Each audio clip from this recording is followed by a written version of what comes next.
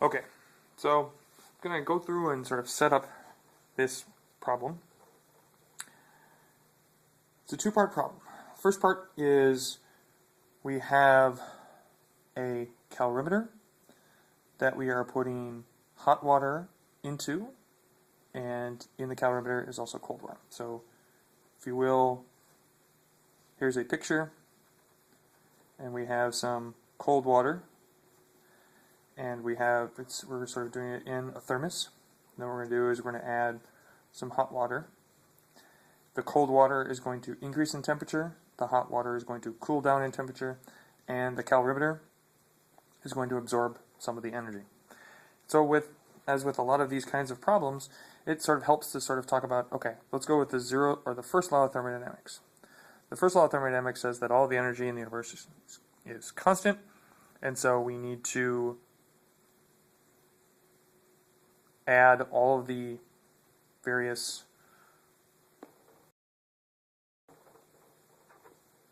energies going on, and they should all equal to be zero. So we have, in this case, we have three things going on. We have the delta H of the hot water plus the delta H of the cold water. So the hot water is losing energy, cold water is gaining energy. And then we have some amount of energy going into the calorimeter. Now in the first part of the experiment, we're being told a whole bunch of stuff about the cold water and the hot water and temperatures and masses, and we're being asked for what is the heat capacity of the calorimeter. Now you'll recall that heat capacity is, the units are joules per degree Celsius, so you can just sort of memorize that heat capacity is how much energy it takes to raise the temperature by 1 degree Celsius, or alternatively joules per Kelvin. It's just joules per some unit of temperature change. And we know that we're going to get that from here. That is going to, how much energy goes into the calorimeter is a function of the heat capacity of the calorimeter. So what we're basically doing here in part A is calibrating the calorimeter. That's what it means to sort of like figure out what the heat capacity of the calorimeter is, because then in part B we're going to use that same calorimeter. So for figuring out the heat capacity of the calorimeter, we just need to figure out what this is and this is. Well, what's great is we know all about hot water, we know all about cold water. It's not actually written in the problem, but we know that the specific heat of water is 4.18 joules per gram Kelvin. We could look that up. Could be written to us in the problem, but it wasn't in this case. But it's a table value. That's the specific heat of water. So if I want to figure out how much energy was given off by the hot water, I need to know the specific heat of the hot water, which is in joules per gram Kelvin. And remember, one of the reasons we know specific heat, if we remember that the specific heat units are joules per gram Kelvin, it reminds us what we have to do. We know that delta H's, we always want the delta H's to be in joules or kilojoules. So I write down the specific heat because it reminds me, oh, I need to multiply it by a mass and multiply it by a change in temperature. So I'm trying to figure out the delta H of the hot water, so I need the specific heat of hot water, which is in joules per gram Kelvin. Multiply that by the mass of the hot water. Multiply by delta T of the hot water. Specific heat of the hot water is, well, water is water is water. So we know that, that's 4.184. The mass of the hot water, well, we're told 60 grams of water at 92 degrees Celsius. So that's the mass in units of grams. And the delta T of the hot water, remember, is T final minus T initial. And that's the temperature change of the hot water. Well, T final of the hot water is 60 degrees. The final temperature of everything is 60 degrees. And T initial of the hot water is 92. So delta T, final minus initial, in this case is actually minus 32 Kelvin, or minus 32 degrees Celsius. Same, because it's changing. So we multiply our specific heat times our mass times our delta T. That gives us the delta H of the hot water. The delta H of the cold water we figure out by a similar method. We know the specific heat of the cold water, which is the same as the specific heat of the hot water. times the mass of the cold water times the delta T of the cold water.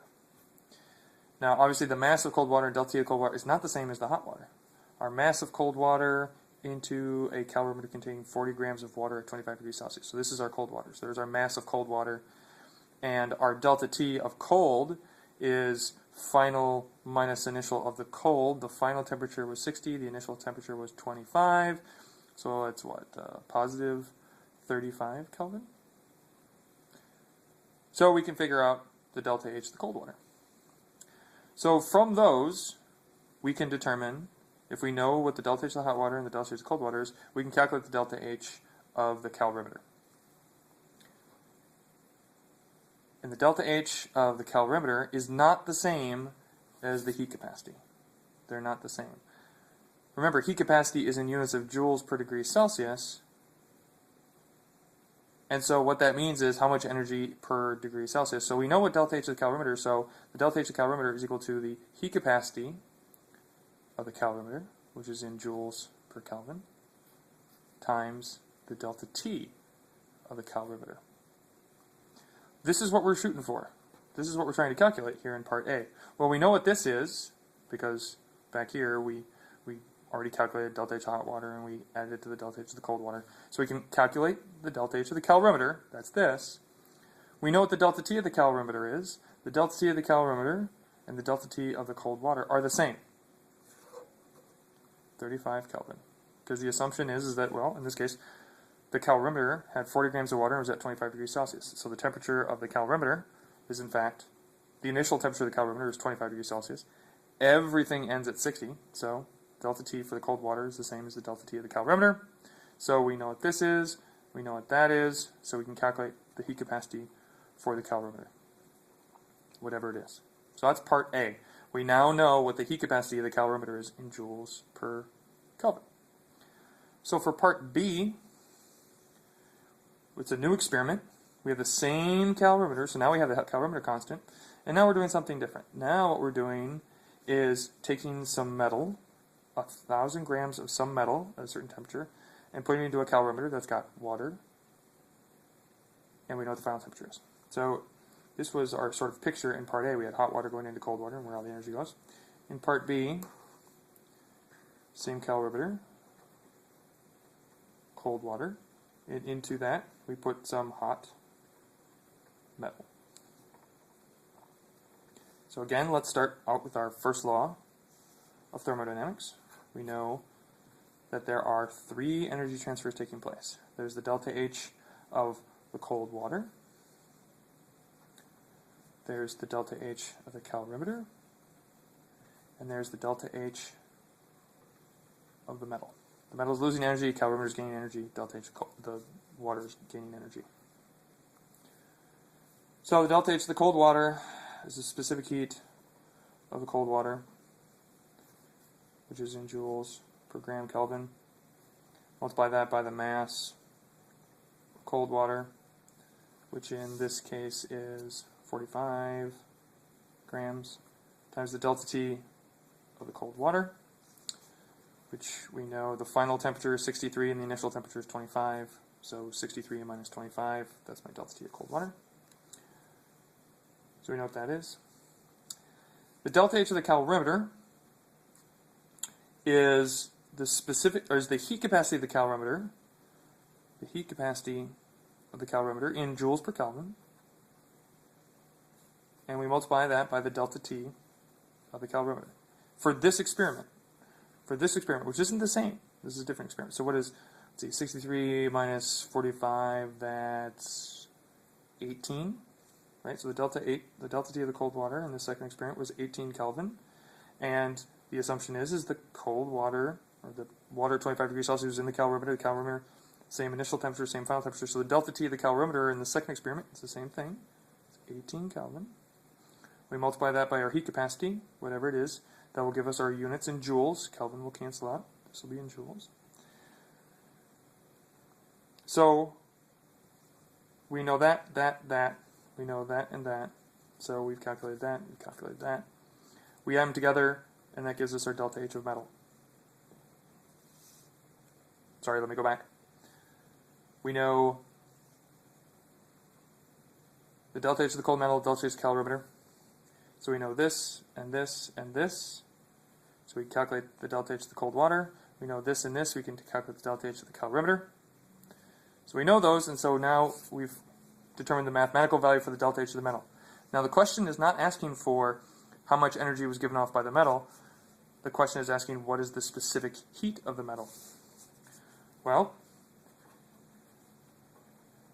the metal is cooling down, and so we've learned, because we've done enough of these calculations, that to figure out how much energy is given off by a substance is equal to its specific heat, which is in joules per gram Kelvin, times the mass of the substance, times the delta T of the substance. So in this case, it's the mass of the metal and the delta T of the metal.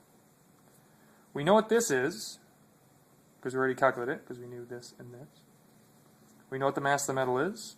We're told that. It is 1,000 grams.